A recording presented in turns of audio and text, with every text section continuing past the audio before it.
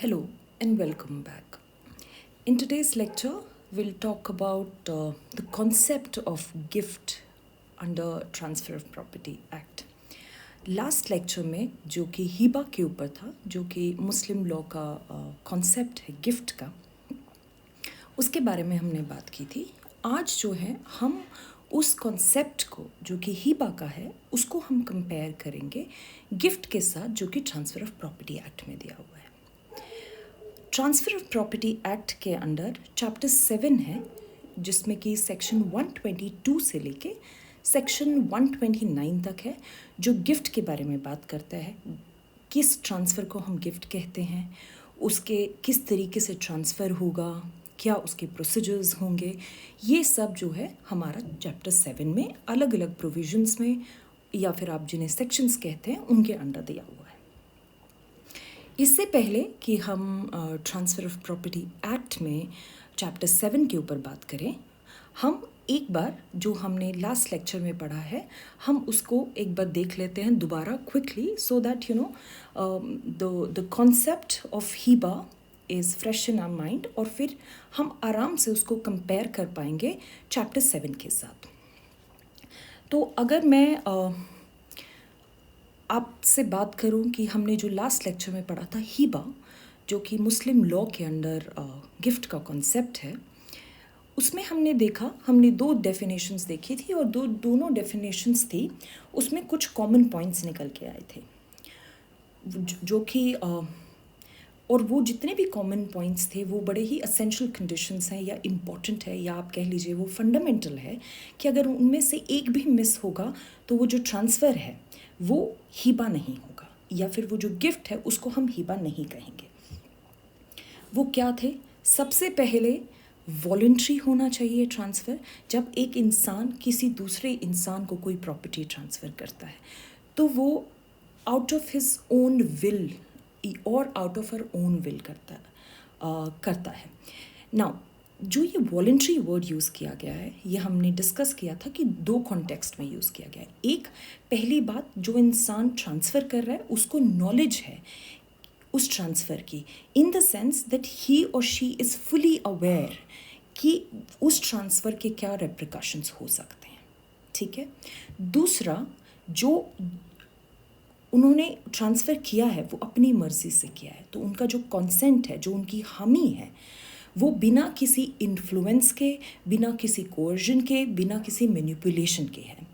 तो अपनी मर्ज़ी से किसी की बात में आए बिना या किसी ने किसी तरीके का फोर्स उन पे अप्लाई नहीं किया है, अगर ऐसा है तो ही हम उसको बोलेंगे कि ये वॉलंटरी ट्रांसफ़र किया गया है. दूसरा, हमने पढ़ा था कि वो अनकंडीशनल होना चाहिए. जब भी एक डोनर किसी डोनी को गिफ्ट देता है तो वो बिना किसी कंडीशन के देता है. आप उसके साथ कोई शर्तें नहीं लगा सकते. अगर आपने शर्त लगा दी तो फिर जो ट्रांसफ़र है वो गिफ्ट नहीं होगा, वो हिबा नहीं होगा मुस्लिम लॉ के अंडर. ठीक है. तीसरी चीज़, जो ट्रांसफ़र किया गया है वो इमीडिएट होना चाहिए. तो आपने एक तरफ से ये कह दिया कि मैं ये गिफ्ट दे रहा हूँ और दूसरी तरफ आपने उस गिफ्ट की डिलीवरी या पोसेशन नहीं दिया है, उस इंसान को वो प्रॉपर्टी नहीं दी है, आपने डिक्लेयर कर दिया पर वो प्रॉपर्टी नहीं दी गई है. अगर वो प्रॉपर्टी इमीडिएटली नहीं दी गई तो फिर उसे हम हिबा नहीं कहेंगे. दूसरी चीज़, प्रॉपर्टी के बारे में हमने ये पढ़ा था कि प्रॉपर्टी जो है वो मूवेबल भी हो सकती है, वो इमूवेबल भी हो सकती है. और जो प्रॉपर्टी है वो एग्जिस्टिंग प्रॉपर्टी होनी चाहिए. एग्जिस्टिंग प्रॉपर्टी का मतलब क्या है कि जिस टाइम पे गिफ्ट दिया जा रहा है या वो ट्रांसफ़र किया जा रहा है उस वक्त वो उस प्रॉपर्टी के आप ओनर हैं, वो प्रॉपर्टी आपके पोजेशन में है. अगर आपके पास वो प्रॉपर्टी नहीं है और आपको लगता है फ्यूचर में वो प्रॉपर्टी आने वाली है आपके पास और आप उसका ट्रांसफ़र कर रहे हैं, तो वो जो है वो गिफ्ट हिबा नहीं होगा, वो ट्रांसफ़र गिफ्ट नहीं माना जाएगा मुस्लिम लॉ के अंडर. ऐसा क्यों? क्योंकि आप देखिए, आप जब भी ट्रांसफ़र करेंगे तो एक बड़ी ही इम्पॉर्टेंट कंडीशन जो है वो ये है कि आपको ट्रांसफ़र इमीडिएट करना होगा. अगर प्रॉपर्टी आपके पास नहीं है, आप उसके ओनर ही नहीं हैं, वो प्रॉपर्टी आपको फ्यूचर में मिलने वाली है, तो आप उसका ट्रांसफ़र कैसे करेंगे? तीसरी कंडीशन जो हमने पढ़ी थी वो ये थी कि आप जब भी ट्रांसफ़र करेंगे, किसी को आप प्रॉपर्टी देंगे तो वो प्रॉपर्टी बिना किसी कंसिडरेशन के देंगे। इसका मतलब आप बदले में कोई भी किसी भी तरीके का मटेरियलिस्टिक बेनिफिट नहीं ले रहे हैं, चाहे वो मॉनेटरी टर्म्स में है या किसी और सेंस में है। आपको एक्सचेंज में कुछ नहीं मिल रहा है। अगर मिल रहा है तो वो ट्रांसफ़र हिबा नहीं होगा। सो बिना किसी कंसिडरेशन के आपने वो ट्रांसफ़र किया है। एक और कंडीशन हमने पढ़ी थी कि जब कोई इंसान दूसरे को प्रॉपर्टी देता है मुस्लिम लॉ में, तो वो जो प्रॉपर्टी जो वो गिफ्ट की तरह दे रहा है, जिसको वो दे रहा है उसको ज़रूरी है कि वो उस गिफ्ट को एक्सेप्ट करे, वो या उसके बिहाफ पे कोई और एक्सेप्ट करे। अगर ऐसा नहीं होता है तो फिर अगेन वो ट्रांसफ़र जो है वो हिबा नहीं होगा। इनमें से जितनी भी कंडीशंस हमने डिस्कस की है, अगर एक भी कंडीशन फुलफ़िल नहीं होती है तो वो ट्रांसफ़र जो है वो हिबा नहीं कहलाएगा। ओके, हमने ये भी बात की थी कि जो हिबा का ट्रांसफ़र है या फिर जो ट्रांसफ़र जिसको हम हिबा कहते हैं, वो कॉन्ट्रैक्चुअल ट्रांजैक्शन की तरह है। कॉन्ट्रैक्चुअल ट्रांजैक्शन कैसे? जब हम कॉन्ट्रैक्ट एक्ट पढ़ते हैं तो हमें पता है कि कॉन्ट्रैक्ट में एक इंसान एक ऑफ़र देता है और सामने वाला उस ऑफ़र को एक्सेप्ट करता है। वैसे ही हिबा में जो डोनर होता है, जिसकी प्रॉपर्टी होती है, वो अपनी प्रॉपर्टी किसी को देता है और जिसको प्रॉपर्टी दी गई है, जिसे हम डोनी कहते हैं, उसको उस प्रॉपर्टी को एक्सेप्ट करना ज़रूरी है। ये दोनों ही एसेंशियल कंडीशंस हैं। इसलिए हम ये भी कह देते हैं कि जो हिबा है वो कॉन्ट्रैक्चुअल ट्रांजैक्शन की तरह है। ओके, तो ये एक ब्रीफ ओवरव्यू था हिबा का। Now we will move towards transfer of property act 1882, जिसके चैप्टर 7 की हम बात करेंगे। पर इससे पहले हम चैप्टर 7 के प्रोविजंस को देखें। एक चीज़ है जिसको समझना बहुत ज़रूरी है। देखिए, जब भी कोई इंसान अपनी प्रॉपर्टी किसी और को देता है, ठीक है, तो वो दो तरीके से दे सकता है। एक, वो चाहता है कि उसके जीते जी वो प्रॉपर्टी जो है वो दूसरे को चली जाए, ठीक है, या फिर वो चाहता है कि उनके जाने के बाद, उनके डेथ के बाद वो प्रॉपर्टी किसी दूसरे इंसान को मिले, ठीक है। दोनों में ही वो गिफ्ट कर रहे हैं। पहला, वो अपने जीते जी ट्रांसफ़र कर रहे हैं, दूसरे में वो उनकी डेथ के बाद चाहते हैं कि वो ट्रांसफ़र हो। ये दोनों जो ट्रांजैक्शंस हैं ये अलग होती हैं। पहली वाली, जहाँ पे जो ट्रांजैक्शन हुआ है या जो ट्रांसफ़र हो रहा है वो दो लिविंग पर्सन्स के बीच में होता है। डोनर भी एक लिविंग पर्सन है, डोनी भी एक लिविंग पर्सन है, ठीक है। उस दौरान ही वो जो ट्रांजैक्शन है वो हुआ है। बट दूसरी सिचुएशन में जो ट्रांजैक्शन हुआ है वो डोनर की डेथ के बाद होता है। इसे हम विल कहते हैं। और जो पहली वाली कंडीशन है जिसमें जो ट्रांजैक्शन है या जो ट्रांसफ़र है वो दोनों लिविंग पर्सन्स के बीच में हो रहा है और उसे हम कहते हैं gift inter vivos. Okay, we call it gift, just a minute, we call it gift inter vivos.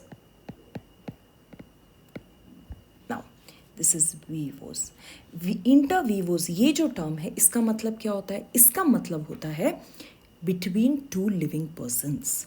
तो जब भी ट्रांसफ़र ऑफ प्रॉपर्टी होगा बिटवीन टू लिविंग पर्सन्स, बाकी कंडीशंस जो हमने डिस्कस की हैं या जो अब हम डिस्कस करेंगे ट्रांसफ़र ऑफ प्रॉपर्टी एक्ट के चैप्टर 7 के साथ, तो वो गिफ्ट इंटर वीवोस माना जाएगा। और अगर वो डोनर की डेथ के बाद इम्प्लीमेंट होगा तो उसको हम विल कहते हैं या फिर जिसे आप वसीयत कहते हैं, और अगर रिटन फॉर्म में है तो वसीयत नामा कहा जाता है। आपका जो ट्रांसफ़र ऑफ प्रॉपर्टी एक्ट है वो सिर्फ और सिर्फ गिफ्ट इंटर वीवोस पे एप्लीकेबल होता है, वो विल पे एप्लीकेबल नहीं होता है।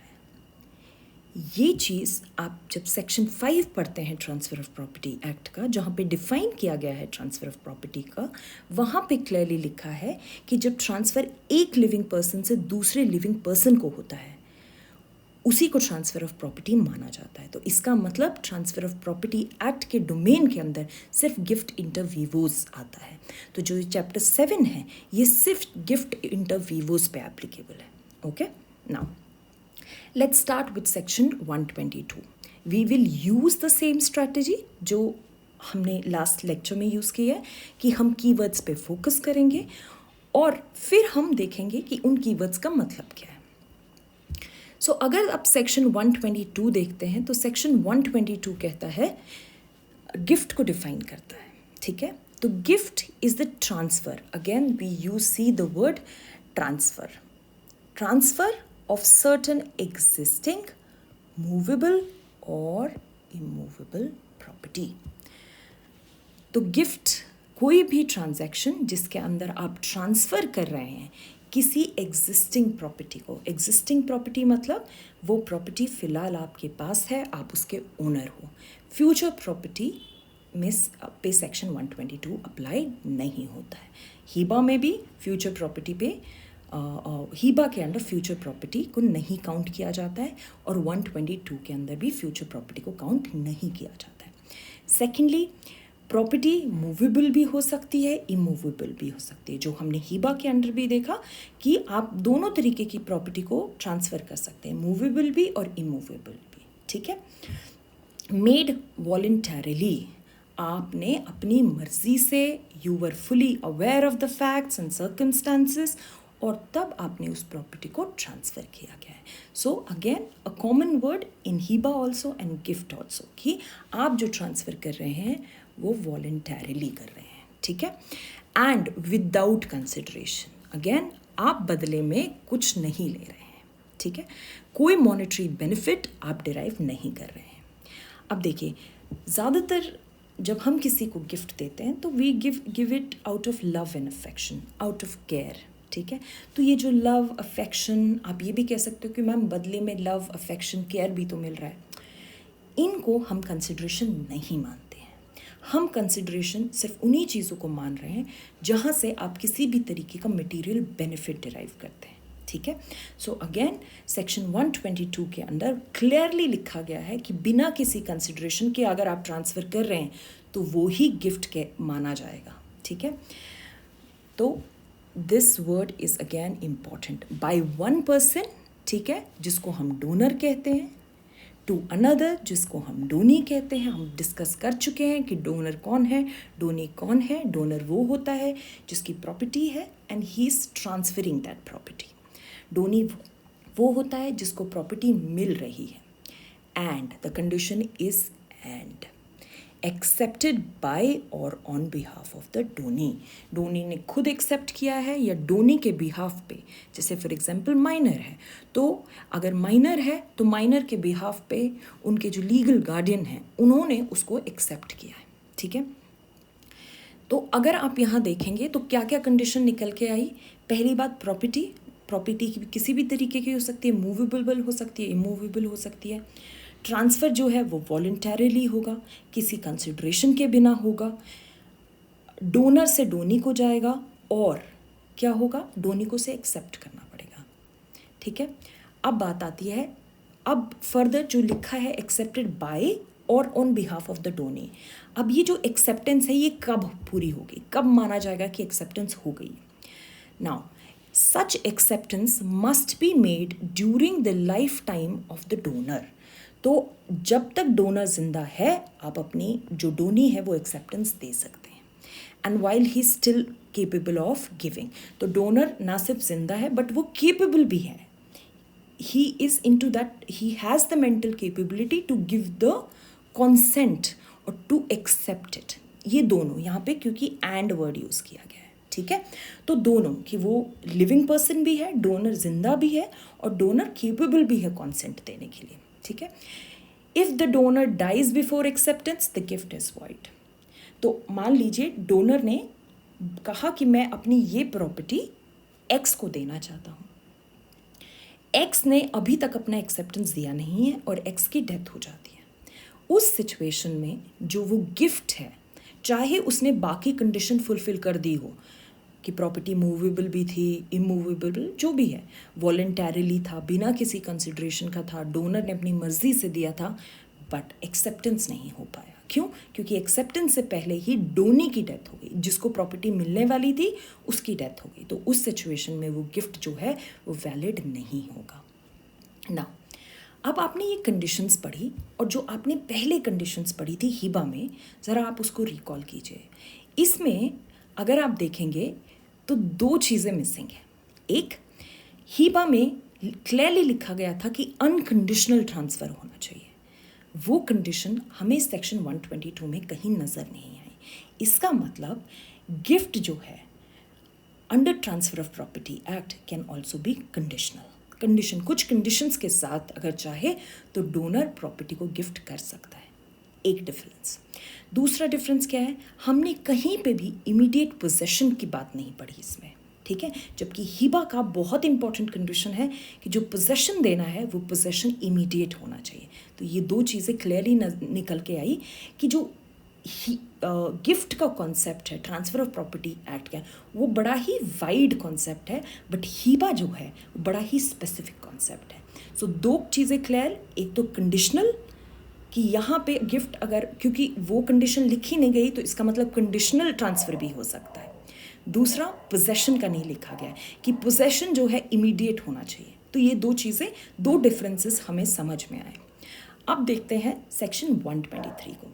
123 कहता है ट्रांसफ़र हाउ इफेक्टेड, किस तरीके से ट्रांसफ़र होगा।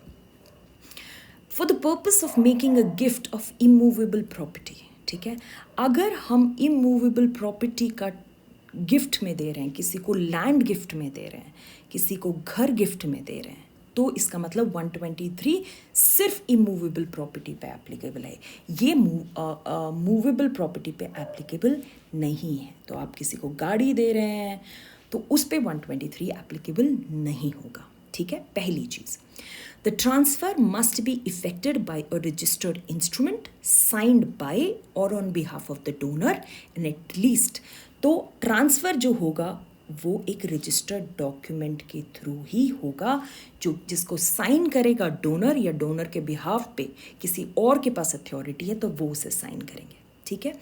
And attested, so this condition plus this also, and attested bye at least 2 witnesses, उसके साथ 2 विटनेसेस उसको अटेस्ट भी करेंगे, ठीक है।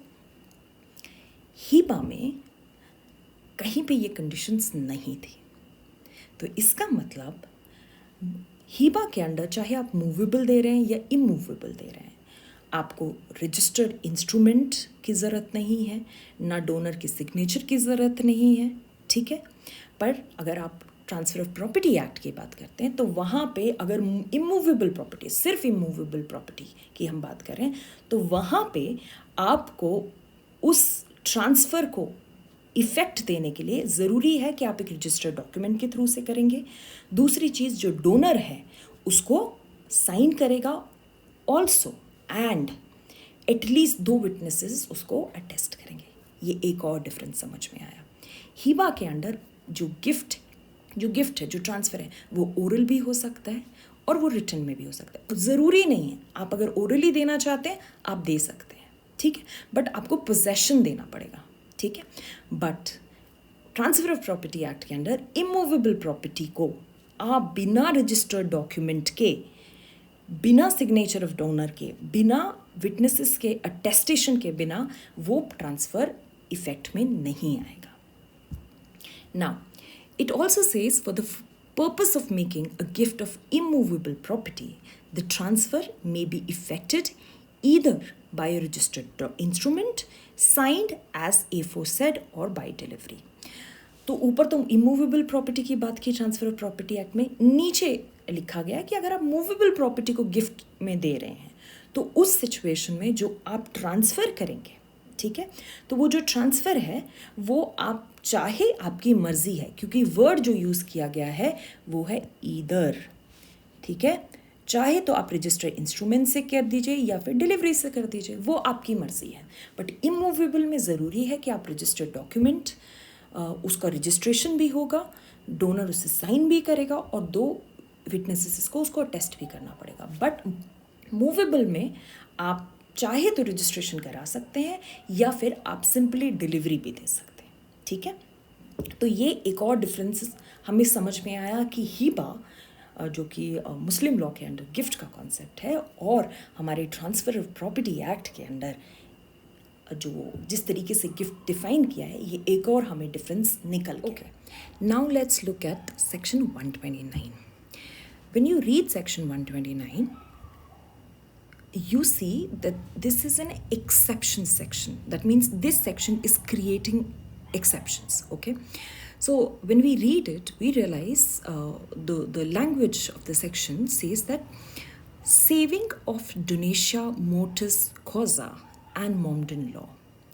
That means that these two concepts, that is, one is Donatia Mortis Causa, जिसको अगर आप लिटरल ट्रांसलेट करते हैं, सो डोनेशिया मीन्स बेसिकली डोनेशंस और gift, mortise means death and causa means cause. So that means death bed gifts. When someone apprehend their death, जब किसी को लगता है कि उनकी डेथ होने वाली है या उनके पास ज़्यादा वक्त नहीं है और उस वक्त वो कोई गिफ्ट किसी को देते हैं, तो ऐसे गिफ्ट्स को जो है हम उनको नॉर्मल कैटेगरी में नहीं रखते हैं, उनको हम एक अलग कैटेगरी में रखते हैं जिसको हम बोलते हैं डोनेशंस मोटिस कॉजा, या फिर डेथ बेड गिफ्ट्स कह लीजिए, या फिर मुस्लिम लॉ के अंडर हम उसे मर्ज उल मौत भी कहते हैं। इनको अलग रखने का एक रीज़न होता है क्योंकि जब एक इंसान ये कंटेम्पलेट करता है, ये प्रिहेंड करता है कि हिज डेथ इज़ नियर और he does not have much time, so at that point of time that person is not in the best of his decision making. He is एक तरीके से उनको इतने अपने जो मटेरियलिस्टिक एसेट्स होते हैं कहीं ना कहीं वो उनसे दूरी बनाना शुरू कर देते हैं। पर यहाँ पे एक चीज़ जो ध्यान रखने वाली है वो ये है कि आप कंटेम्पलेट कर रहे हैं, आप एंटिसिपेट कर रहे हैं कि डेथ होने वाली है, पर हो सकता है डेथ ना भी हो सकता है वो इंसान उस डिज़ीज़ को या जो भी उनकी इलनेस है उसको सरवाइव कर जाए, ठीक है। और जब वो सरवाइव कर जाए तो शायद जो उन्होंने प्रॉपर्टी दी है गिफ्ट में वो ना देना चाहे, इसीलिए हमने, क्योंकि उस वक्त वो इंसान अपनी बेस्ट ऑफ मेंटल एबिलिटीज़ में नहीं होता है, या फिर मान लीजिए ये कह लीजिए कि ही और शी इज़ टू इमोशनल, इसलिए हमने इसको अलग कैटेगरी में बनाया है, ठीक है। और मोम्बडन लॉ, और हमने मोम्बडन लॉ को भी एक एक्सेप्शन की तरह क्रिएट किया है। तो ये दो जो हैं जिस पे कि हमारा जो चैप्टर 7 है ट्रांसफ़र ऑफ प्रॉपर्टी एक्ट का, जिसके अंदर सारे सेक्शंस 122 से लेके 128 तक अप्लाई नहीं होंगे, ठीक है। तो इसका मतलब जो भी कंडीशंस दी गई हैं ट्रांसफ़र ऑफ प्रॉपर्टी एक्ट में विद रिस्पेक्ट टू गिफ्ट वो अप्लाई नहीं होगा, ठीक है। ये सेक्शन कहता है। तो एक बार इस सेक्शंस को पढ़ लेते हैं। Nothing in this chapter related to gifts of movable property, ठीक है। तो पहली बात, इस जो चैप्टर है 7 ट्रांसफ़र ऑफ प्रॉपर्टी एक्ट का, उस पे जो भी गिफ्ट की कंडीशन है वो मूवेबल प्रॉपर्टी पे अप्लाई नहीं होंगी अगर उनका गिफ्ट दिया गया है, उसका गिफ्ट दिया गया है कब, इन कंटेम्पलेशन ऑफ डेथ। इसका मतलब डेथ बेड गिफ्ट दिया गया है और उसमें जो प्रॉपर्टी दी जा रही है वो मूवेबल प्रॉपर्टी है, तो चैप्टर 7 अप्लाई नहीं होगा, वो कंडीशंस अप्लाई नहीं होगी। और shall be deemed to affect any rule of Mohammedan law ना, और दूसरी तरफ इस चैप्टर 7 की कोई भी कंडीशंस मोम्बडन लॉ के ऊपर अप्लाई नहीं होगी। तो जो मोम्बडन लॉ के अंडर, जो मुस्लिम लॉ के अंडर गिफ्ट का कॉन्सेप्ट है, जो हीबा का कॉन्सेप्ट है, उस पे ट्रांसफ़र ऑफ प्रॉपर्टी एक्ट का चैप्टर 7 अप्लाई नहीं होता है। तो हमने जैसे पढ़ा कि भाई आप हीबा तो ओरल भी हो सकता है, रिटन भी हो सकता है, जबकि ट्रांसफ़र ऑफ प्रॉपर्टी एक्ट ये कह देता है 123 में कि अगर इमूवेबल प्रॉपर्टी दे रहे हो तो फिर आपको रजिस्टर कराना ज़रूरी है, डोनर को साइन भी करना ज़रूरी है उस डॉक्यूमेंट को और विटनेस से टेस्ट भी कराना है, जबकि हीबा के अंदर ये कंडीशन नहीं है और हीबा के ऊपर ये चैप्टर नहीं लगता है। इसीलिए हम ये कहते हैं कि मोमडन लॉ के अंडर जो कंडीशंस हैं, जिसमें कि ओरल और रिटन गिफ्ट दोनों दिए जा सकते हैं, आपकी मर्ज़ी है आप कौन सा देना चाहते हो। तो आप ये नहीं कह सकते नहीं गिफ्ट जो ट्रांसफ़र ऑफ प्रॉपर्टी एक्ट में है उसमें इस तरीके से डिफ़ाइन गया है तो ये मुस्लिम लॉ पे भी एप्लीकेबल नहीं होगा। क्यों? क्योंकि 129 ने एक एक्सेप्शन क्रिएट कर दिया है कि डेथ बेड गिफ्ट जा रहा है या फिर मोमडन लॉ के अंडर गिफ्ट का जो कॉन्सेप्ट है उस पर ये अप्लाई नहीं होगा। अब हमने ये तीनों सेक्शंस भी देखे, हमने हिबा को भी पढ़ा, तो कुछ चीज़ें बड़ी क्लियर निकल के आई। उनको एक बार क्विकली देख लेते हैं। पहली बात, ट्रांसफ़र ऑफ प्रॉपर्टी एक्ट के अंदर कहीं पे भी अनकंडीशनल ट्रांसफ़र की बात नहीं कही है। इसका मतलब कंडीशनल ट्रांसफ़र भी हो सकता है और वो कंडीशनल ट्रांसफ़र गिफ्ट कहलाया जा सकता है। दूसरी बात, इमीडिएट पोसेशन, कहीं पे भी जिक्र नहीं किया गया कि जो पोसेशन है या डिलीवरी है वो इमीडिएट दी जाएगी। तीसरी चीज़ कि अगर इमूवेबल प्रॉपर्टी का गिफ्ट दिया जा रहा है तो उसका रजिस्ट्रेशन ज़रूरी है, जबकि हिबा में हमने नहीं पढ़ा। तीसरी चीज़ कि जो डेथ बेड गिफ्ट्स होते हैं, जो मर्ज़ उल मौत जिसको हम मुस्लिम लॉ में कहते हैं, उसके बारे में हम बात करेंगे आने वाले लेक्चर्स में, या फिर मोमडन लॉ के अंडर जो बाकी गिफ्ट के कॉन्सेप्ट्स हैं उस पर transfer of property act apply नहीं होगा। तो ये कुछ डिफरेंसेस थे गिफ्ट जो कि हमारे मुस्लिम लॉ के अंडर जो कॉन्सेप्ट है और जो हमारे ट्रांसफ़र ऑफ प्रॉपर्टी एक्ट के अंडर जो कॉन्सेप्ट, उनके बीच के ये कुछ डिफरेंसेस थे। आई होप आपको समझ आया। If you liked this lecture, please like it, please share it, and do subscribe to the channel. Thank you so much, and I will see you in the next lecture.